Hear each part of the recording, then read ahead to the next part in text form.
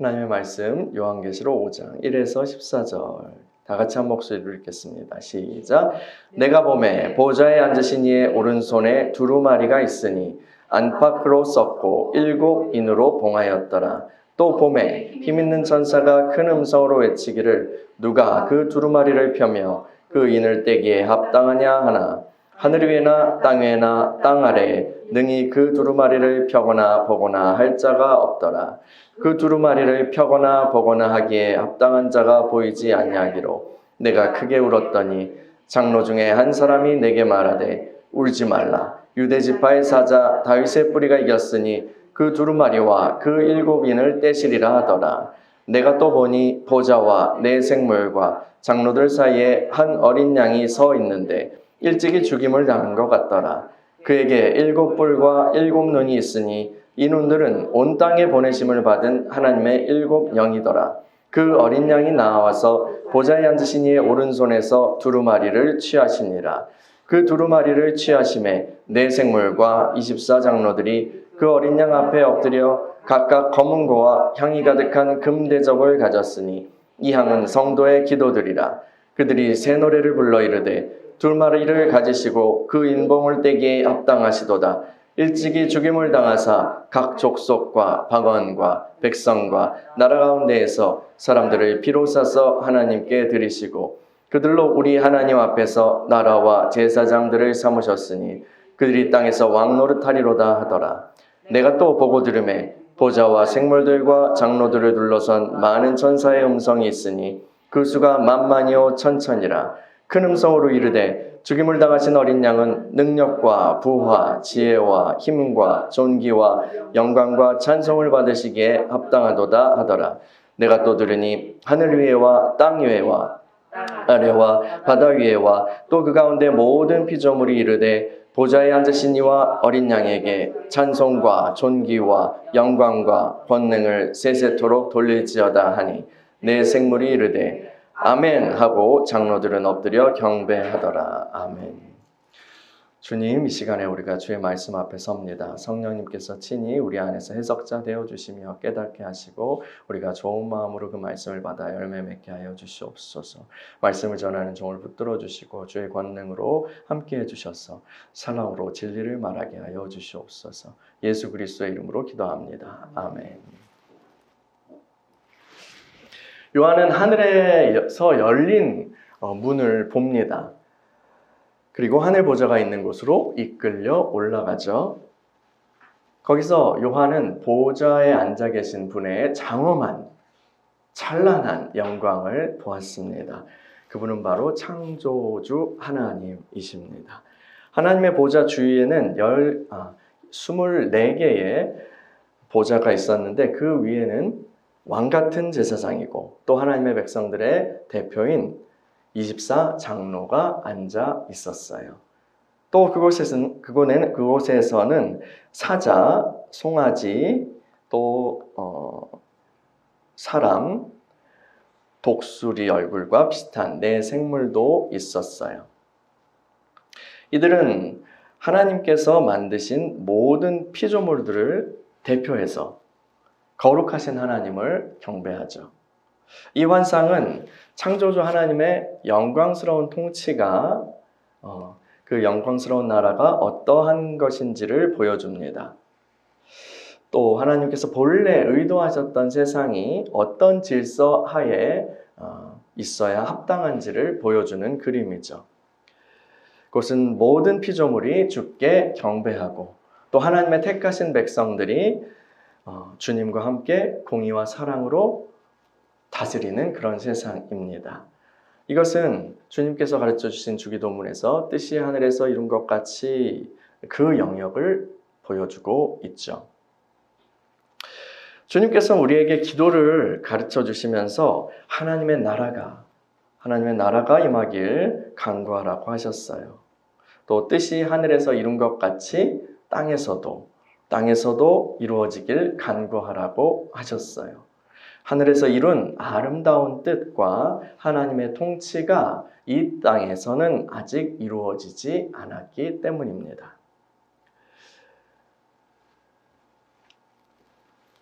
처음 사람, 처음 사람 아담이 하나님께 불순종함으로써 하늘과 땅은 본래 연결되어 있었는데 처음 사람 아담이 하나님께 불순종함으로써 그 하늘과 땅이 단절되고 말았어요. 그래서 땅은 더 이상 그 이후로 하나님이 의도하시고 창조하셨던 그런 참 좋은 그런 아름다운 모습이 아니고 거기서 점점 더 멀어져 갔죠. 하나님의 원수 마귀가 죄인들의 임금이 돼서 이 세상 임금이 돼서 이 세상의 질서를 왜곡하고 망가뜨렸어요. 그래서요, 많은 사람들이 하나님이 계시다면 어떻게 이렇게 악한 일이 일어날 수 있어? 라고 질문하지만 사실은 성경이 제시하는 그 세계관을 본다면 이 세상에 악이 존재하는 게 미스테리가 아니라 이 세상에서 아주 작은 선한 일이라도 나타나는 것이 기적이고요. 믿을 수 없는 일이에요. 그것은 일반 은총, 그러니까 보존하시고 또 악을 제한하시고 하나님의 선을 보여주시는 하나님의 은혜로 인한 것이죠. 그럼에도 불구하고요. 이 세상에서 살아가는 사람들은요. 모두 고통을 겪게 돼요. 크고 작은 고통이요. 그 고통을 직면하다 보면 그 고통이라는 것이 이 세상에 있는 고통이라는 것이 그냥 뭐 임의적이고 아직도 부분적이고 한 것이 아니라 이 세상 전체가 고통의 시스템이구나. 이 고통스러운 세상이라는 것이 이 세상의 본질이구나 라는 것을 그렇게 알게 돼요. 자연스럽게 사람들은요. 고통에서 벗어나고 싶어 하죠. 고통스러운 삶에서요.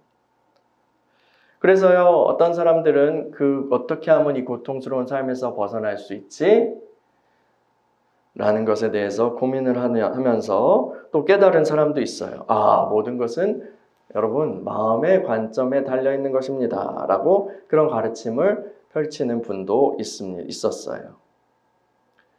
또 어떤 사람들은 선행이나 교육이나 아니면 수행으로 무언가를 해결할 수 있을 거다라고 믿죠.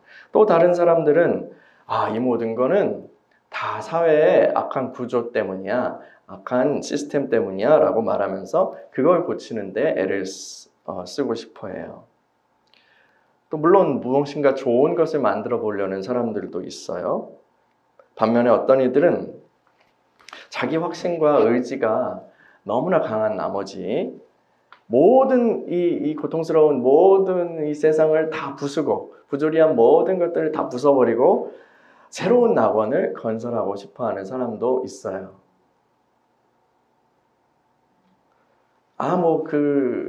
이렇게 하는 사람들은 나랑 상관없고 이런 것 저런 것 다 의미 없고 내 안위와 욕망과 또 그것이 충족되는 것이 참으로 인생 잘 사는 거야 라고 하는 사람들도 있습니다.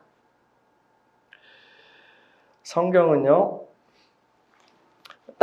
그러니까 이 세상이 잘못되어 있다는 것을 인정하여 그리고 그것은 하나님이 본래 의도하셨던 세상의 상태가 아니다라고 말해요.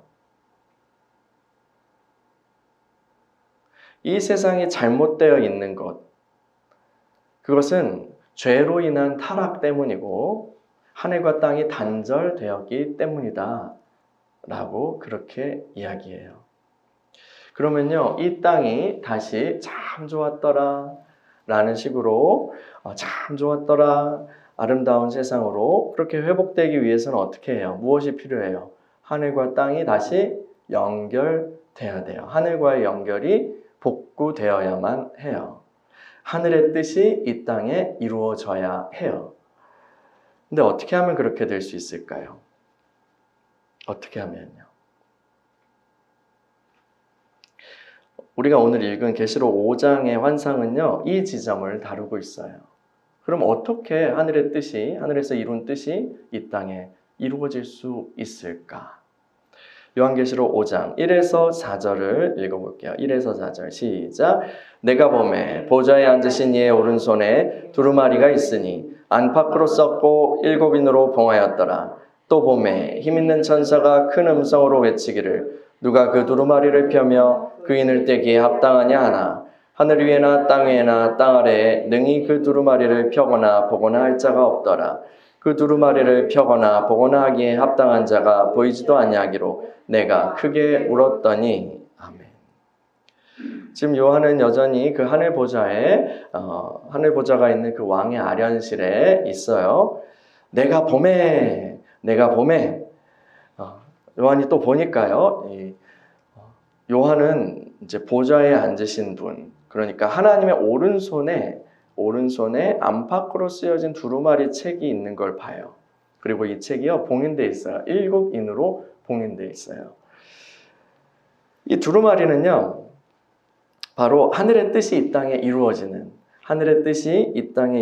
그 하나님 나라 프로젝트의 실행에 대한 책이에요. 이 계획은요 태초부터 에덴에서 하나님께서 인간의 타락 후에 여자의 후손이 뱀의 머리를 부술 거야 라고 예언을 하신 후부터 계속해서 이 프로젝트에 대해서 하나님께서 말씀하시고 또 준비해 오셨던 일이에요. 그래서요 하나님을 경외하는 사람들, 하나님을 믿는 그런 사람들은 이 약속이 하나님께서 언젠가 세상을 회복시켜 주실 그 약속을 바라보고 그것이 성취될 날을 기다리면서 평생을 살았어요. 그런 사람들의 시대에 때로는 그때가 아주 가까운 것처럼 생각되는 그런 시대도 있었어요. 그런 역사들도 있었어요. 그런 계획을 실행할 만한 정말 이 사람은 이 사람이 여자의 후손인가 보다 그렇게 할 만한 인물이 나타난 것처럼 보이는 때도 있었어요. 때로는 부분적으로 승리와 평안과 위로를 경험하기도 했죠. 그런데 궁극적으로는 그 하나님의 나라가 도래하지 않는 거예요. 결국 다 지나가고 오히려 악의 세상이 더 강성해지는 것을 목도하고 절망하게 돼요. 구약 성경의 스토리가 바로 이 일에 대한 거예요. 여자의 후손 언제 오지? 모세인가? 여호수아인가? 다윗인가? 솔로몬인가? 물론 이 사람들은 분명 하나님의 권능으로 하나님의 백성들을 승리하게 하고 또 위로하였던 이들이에요. 그런데 동시에 그들은 치명적인 죄를 범하기도 하고 그 죄로 인해서 이후의 세대가 대가를 치르기도 했죠. 사사들의 시대처럼 이런 사람들이 있는 시대는 평안했지만 그 후에 그의 사후에는 다시 악인들이 득세하기도 해요. 결국 이스라엘은 남유다와 이제 북이스라엘로 갈라지죠. 솔로몬 이후에 북이스라엘 왕국은 근데 아수르에게 멸망당하죠. 그리고 남유다 왕국도 바벨론에 의해서 초토화돼요. 그 후에 이제 유다 백성들이 포로에서 해방되어 약속의 땅으로 돌아와서 나라를 재건합니다. 그런데 그 나라를 재건하는데 이걸 완전한 회복, 주님께서 말씀하신 회복과는 거리가 좀 있었어요. 많이 있었죠. 계속해서 하나님의 백성들은 세상의 권세를 잡은 그 제국들에 의해서 억압당하고 고통스러운 삶을 살아갈 뿐이에요. 그러면 하나님의 약속하신 그 회복의 비전은 언제 이루어지는 걸까요? 이 회복의 비전은요, 단지 이스라엘 민족이 나라를 다시 세우는 것뿐만 아니라 이 하나님의 백성들을 통해서 하나님의 통치가 이 땅 전체에 임하고 죄와 죽음의 세상 권세가 무너지고 생명과 평화의 세상이 오는 그런 비전이에요. 이 세상에서 눈물과 질병과 죽음과 고통이 사라지는 그러한 차원의 회복이에요. 하나님이 약속하신 회복의 비전은 언제 이루어지는 걸까요? 이스라엘의 역사뿐만 아니라 이 세계사에서도 이 세상에 똑똑한 사람들 그리고 영웅적인 사람들이 많이 있었어요. 그런 사람들 중에는 낙원을 건설하고 싶어한 사람들이 많이 있었어요. 어떤 사람들은 힘을 가지고 강력한 힘을 가지고 세상을 바꾸려고 했어요. 20세기에는 그런 어떤 대규모의 일들이 일어났는데 레닌, 스탈린, 그리고 마오쩌둥 이런 사람들이 일어나서 전 세계를 흔들었죠. 전 세계를 막 흔들었어요. 근데 이분들이 세운 나라는 고통과 눈물이 없는 그런 나라였나요? 혹은 그런 나라인가요? 그렇게 보기는 힘듭니다. 70년대에 이 캄보디아의 폴포트라는 그런 인물이 있었어요. 이 사람은 이제 프랑스에 유학하고 뭐 하면서 어떤 사회주의 혁명에 대한 그런 지식을 그렇게 접하고 꿈을 꿨어요. 캄보디아를 농경 낙원으로, 농경 파라다이스로 바꿔야겠다. 그래서 아마 도시적이고 막 그런 것들, 자본주의적인 그런 어떤 부패와 뭐 그런 것들이 미웠겠죠. 그런 것들이 부조리라고 생각했죠. 그래서 도시적이고 개인주의적인 걸 없애고 아주 이제 순수하고 단순한 사람들의 농사 지으면서 평등한 사회를 만들면 좋은 세상이 올 거라고 생각했어요. 근데 그걸 어떻게 실행했을까요? 그 사람이 군사력을 가지고 어떻게 했냐면 이 도시에 살던 사람들을 강제로 다 그 시골로 이주시킨 거예요.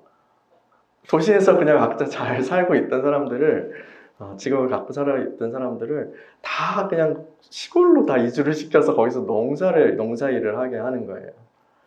강제 노동을 시킨 거예요. 그리고 거기에서 반항하는 혹은 이건 잘못된 것입니다라고 얘기하는 혹은 얘기할 만한 사람들이 있었거든요.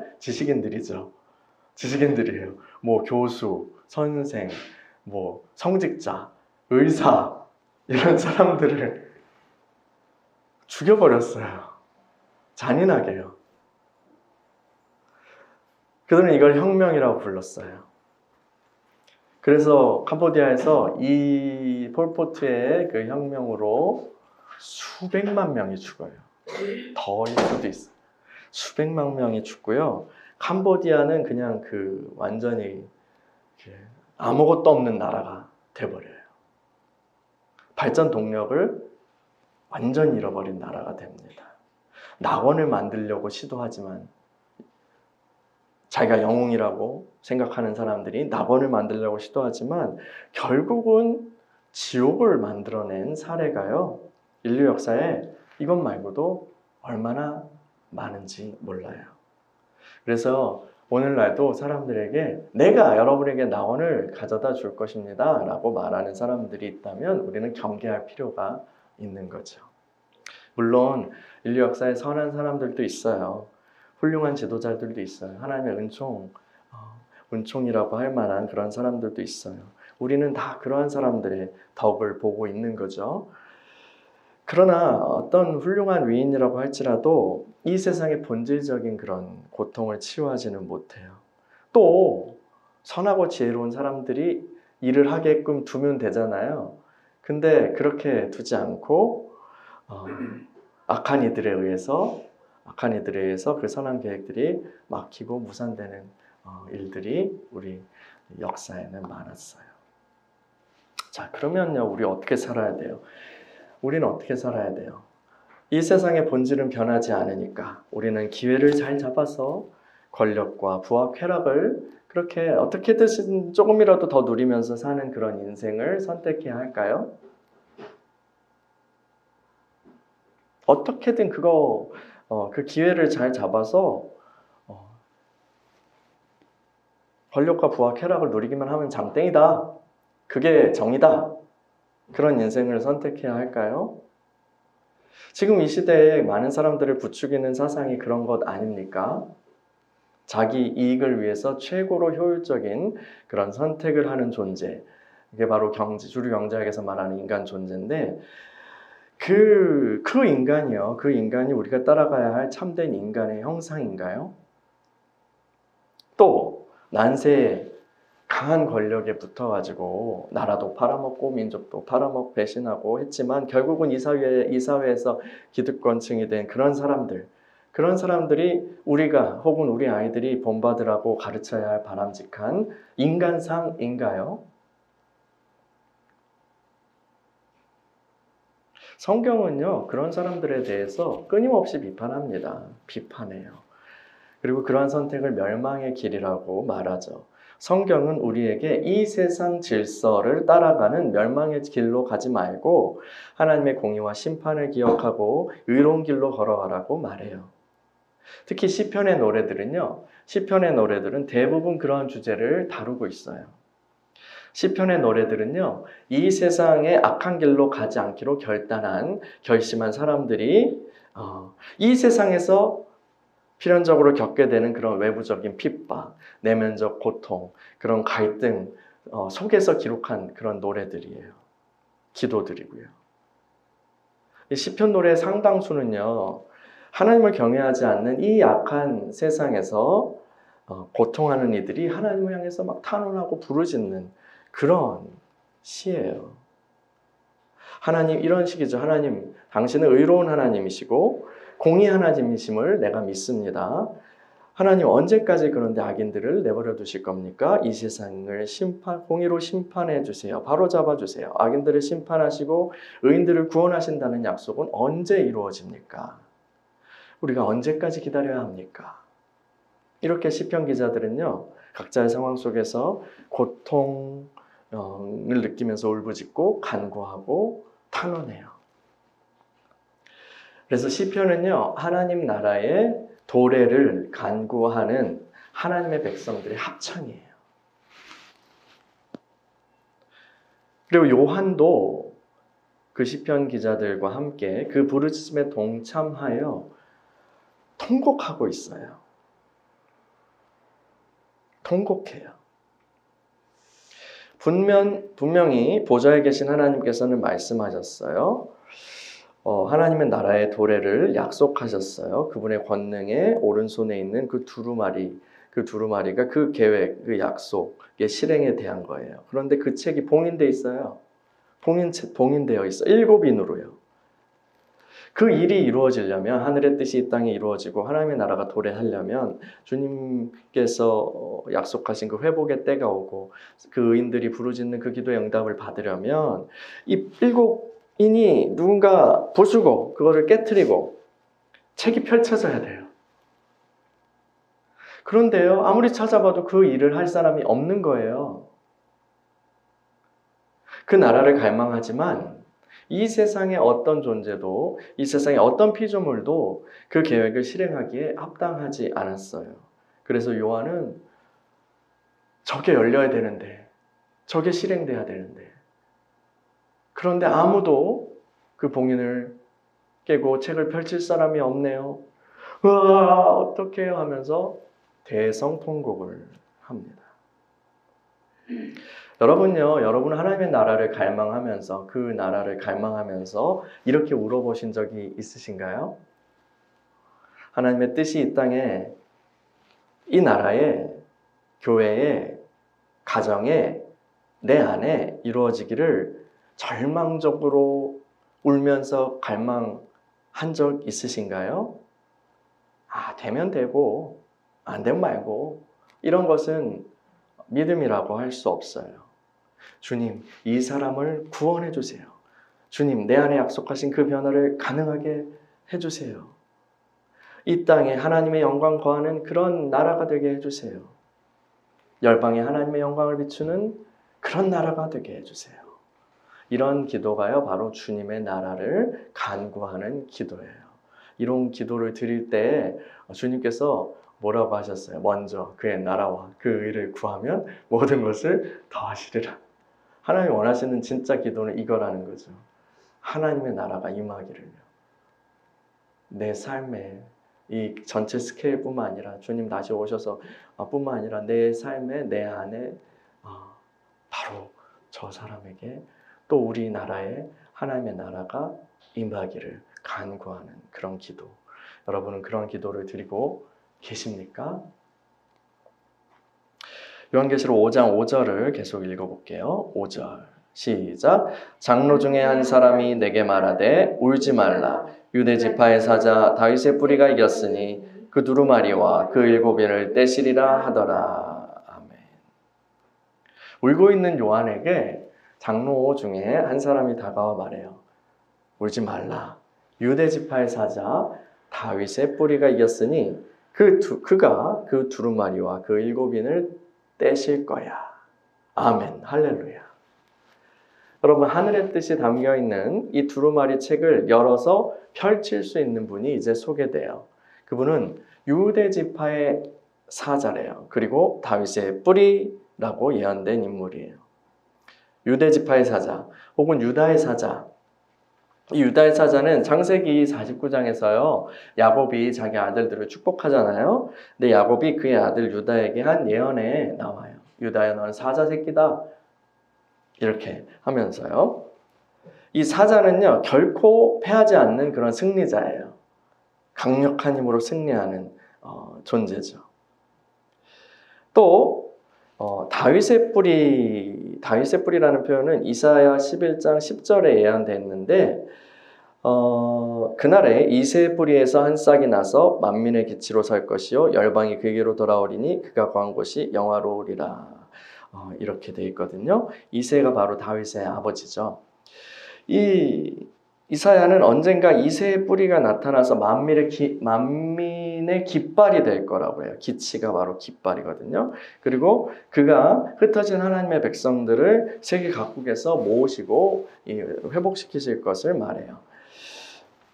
하나님의 백성들은 이렇게 강력한 권세를 가지고 승리하는 그런 왕이 오실 것을 고대하였어요. 그런데 장로가 바로 그 왕이 왔고 승리했다는 소식을 요한에게 전하는 거예요. 그런데요, 요한은 지금은 이제 하늘에서 보고 있지만 땅에서 일어나는 일은 완전히 달랐거든요. 그런 왕이 나타난 것 같지 않아요. 오히려 강력한 왕은 하나님의 백성들의 편이 아니라 강력한 왕은 하나님을 대적하는 이방 제국에서 계속 나타났어요. 느부갓네살이 그랬고요. 또 알렉산더 대왕, 시저 같은 엄청난 그런 싸움꾼들이죠. 그런 사람들이 또 이후에 로마의 황제들이 그렇게 강력한 왕이었어요. 네, 그래서 땅에는 그런 왕이 안 나타났는데요? 라고 할 만하다고요. 그런데 여기에 반전이 있어요. 요한계시록 5장 6에서 7절 읽어볼게요. 6에서 7절 시작. 내가 또 보니 보좌와 내 생물과 장로들 사이에 한 어린 양이 서 있는데 일찍이 죽임을 당한 것 같더라. 그에게 7뿔과 7눈이 있으니 이 눈들은 온 땅에 보내심을 받은 하나님의 7영이더라. 그 어린 양이 나와서 보좌에 앉으신 이의 오른손에서 두루마리를 취하시니라. 아멘. 이 하나님의 백성들을 회복하고 하나님의 나라를 이 땅에 이루어낼 그 왕의 정체는 이방 제국의 황제의 모습과 같지 않았어요. 그 왕은요, 한 어린 양의 모습을 하고 있어요. 그리고 일찍이 죽임을 당한 것 같아요. 그래요. 그 왕은요, 바로 십자가에 못 박혀 죽으신 우리 주 예수 그리스도이십니다. 그분이 바로 다윗의 후손이시고 유다의 사자인 승리하는 왕이라는 거예요. 이 세상의 눈으로 볼 때는 예수님이요, 이 세상의 권세들에게 패배하신 것 같아요. 그렇죠? 결국 또 선한 계획이 무산되고 만 것처럼 보여요. 그런데 성경이 말하는 실상은 완전히 달랐어요. 예수께서 승리하셨어요. 일찍이 죽임을 당하신 어린 양은 다시 살아나셨어요. 그 양에게는 완전한 권능을 상징하는 7뿔이 있어요. 그리고 모든 것을 보고 모든 것을 아시는 하나님의 영, 그 하나님의 영을 상징하는 7눈이 그 양에게 있어요. 십자가에 달려 죽으신 예수님께서는 부활하셨고 하늘과 땅의 모든 권세를 받으신 왕 중의 왕이 되신 거죠. 그분은 하나님의 아들이시고 또한 전지전능한 하나님이십니다. 보좌에 앉으신 이 앞에 있는 성령께서 그 어린 양 예수님과도 함께 하시면서 모든 땅을 위한 하나님의 나라를 세우시기 위한 그런 권능이 되십니다. 왕이 되신 어린 양 예수께서요, 하나님께 나아가서 그 오른손에서 두루마리를 취하세요. 하늘의 뜻을 이 땅에 이룰 수 있는 유일한 이름, 그분은 바로 예수 그리스도입니다. 5장 8에서 10절 읽어볼게요. 8에서 10절 시작. 그 두루마리를 취하심에 네 생물과 24장로들이 그 어린 양 앞에 엎드려 각각 검은 고와 향이 가득한 금대접을 가졌으니 이 향은 성도의 기도들이라. 그들이 새 노래를 불러 이르되 두루마리를 가지시고 그 인봉을 떼기에 합당하시도다. 일찍이 죽임을 당하사 각 족속과 방언과 백성과 나라 가운데서 사람들을 피로 싸서 하나님께 드리시고 그들로 우리 하나님 앞에서 나라와 제사장들을 삼으셨으니 그들이 땅에서 왕노릇하리로다 하더라. 아멘. 두루마리를 취하신 어린 양 예수께 이제 네 생물과 24장로들이 엎드려요. 그러니까 하나님의 백성들과 모든 피조물들의 대표죠. 그들이 주님께 엎드려요. 이들의 손에는요, 특이한 게 있어요. 향이 가득한 금 대접이 있어요. 그 향은 뭐라고 설명하냐면 성도의 기도들이래요. 제가 시편을 언급한 것처럼, 시편에서 표현된 것처럼 하나님 나라의 때가 언제 오는 것입니까? 언제 오는 것입니까? 언제까지 기다려야 합니까? 악인들이 득세하는 이 세상을 언제까지 놔두실 것입니까? 라는 그러한 기도들의 거기 그 금대접에 담겨 있는 거예요. 그 나라를 구하는, 강구하는, 갈망하는 그 외침들이 거기에 담겨 있는 거예요. 이제 그리고 그 기도가 응답될 때가 온 거예요. 이제 그 기도가 이제 응답되는 때예요. 그래서요, 네 생물과 24장로는 어린 양을 찬양하는 새 노래를 부릅니다. 시편에 이제 5권으로 되어 있잖아요. 그런데 이제 후반부의 시편들을 보면 새 노래라는 표현이 많이 등장해요. 새 노래요. 그 시들은요, 장차 하나님께서 회복시키실 그 세상을 바라보면서 그 새하늘과 새 땅에서 부르는 그런 노래예요. 이 새 노래는 그래서 종말론적인 회복의 노래예요. 이제 그 승리의 노래를 부를 때가 온 거예요. 십자가에 죽으시고 부활 승천하신 그 예수께서 이제 하나님의 회복의 약속을 성취하시는 거예요. 이 세상에 어둠의 권세에 눌려있는 하나님의 백성들은 구원을 받을 거고 이 땅을 차지하게 될 거고 주님과 함께 다스리게 될 거고 예배하는 왕적 제사장으로 살게 될 거예요. 할렐루야. 요한계시록 5장 11에서 14절 읽어볼게요. 11에서 14절 시작.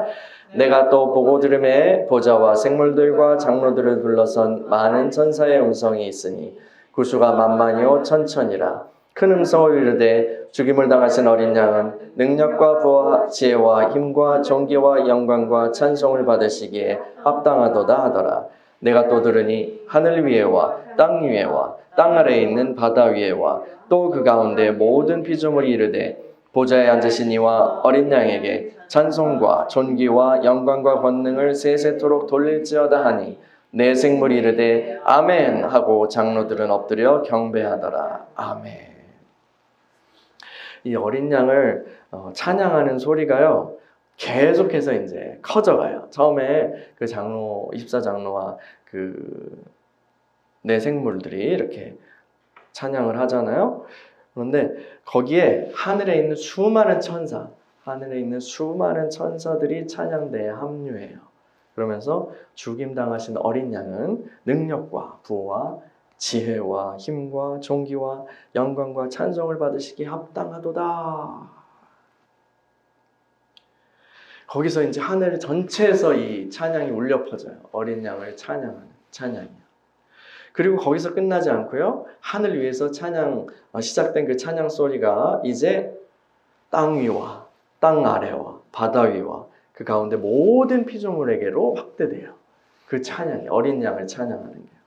하늘과 땅과 바다와 모든 만물이 다 하나님과 어린 양 예수를 찬양해요. 보좌에 신이와 어린 양께 찬송과 존귀와 영광과 능력을 세세토록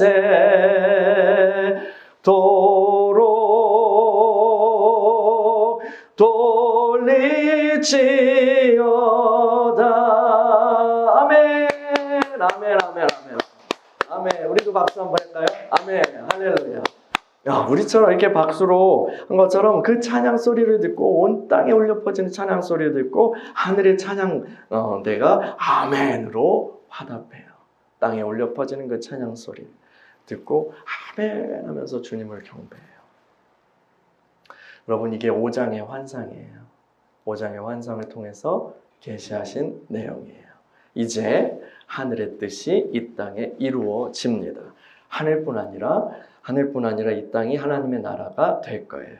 모든 것이 새롭게 될 것입니다. 모든 만물이 하나님을 알고요. 그분의 영광을 찬양하고 그분의 영광 가운데 거하게 될 거예요. 이것이 우리 믿는 이들이 바라보는 소망입니다. 다른 것이 소망이 아니고요. 이것이 우리의 영광의 소망이에요. 그리스도인들은 이 소망을 품고 살아가는 사람들입니다. 어린 양 예수 그리스도를 통해서 새로운 세상이 시작됩니다. 예수님이 기준이고요. 새로운 세상의 시작이시고 기초석이세요. 그 예수님께 입맞추지 않으면 심판받을 뿐이에요. 이 세상과 함께 멸망받을 뿐이에요. 그러나 예수 그리스도의 이름을 부르는 자들은 다 구원을 얻게 될 것입니다. 여러분, 예수의 이름을 부른다는 것, 예수의 이름을 고백하고 믿는다는 것, 그것은 단지 개인적이고 내면적인 그런 신앙에 그치지 않아요. 예수를 믿는다는 것은요, 지금 4장과 5장에서 보여준 그 비전을 믿는다는 거예요. 하늘의 뜻이 이 땅에 이루어지는 그 세상에 동의한다는 거예요. 그 세상에 속하게 되기를 원한다는 거예요. 그게 바로 예수를 믿는다는 거예요. 그 세상에 찬성한다는 거예요. 입술로만 아니라 내 전 존재와 삶으로 나는 그 세상을 바라보면서 살고 있어 라고, 그 세상을 간구하면서 살고 있어, 그 세상이 있기 때문에 나는 지금 이렇게 행동해 라고 하는 거예요. 이 세상 어떤 세상이에요? 모든 피조물이 창조주 하나님께 영광을 돌리는 세상이에요. 또 그분이 원하시는 새로운 질서, 그분이 원하시는 질서에 순복하는 그런 모든 만물이 그분의 질서에 순복하는 그런 삶이에요. 그래서 이 순복은요, 이 세상의 길에서 돌이켜 하나님의 나라의 길로 그렇게 걸어가는 거예요. 하나님의 나라를 간절히 바라는 거예요. 어린 양 예수의 피에 우리의 옷을 빠는 거예요. 그래서 정결하고 거룩한 변화로 나아가는 거예요. 여러분은 이 예수님을 믿으십니까? 바로 이러한 나라를 가져오시는 분으로 예수님을 믿으십니까? 그 나라를 사모하시나요? 그 믿음으로 살아가고 계신가요? 할렐루야. 함께 기도하겠습니다.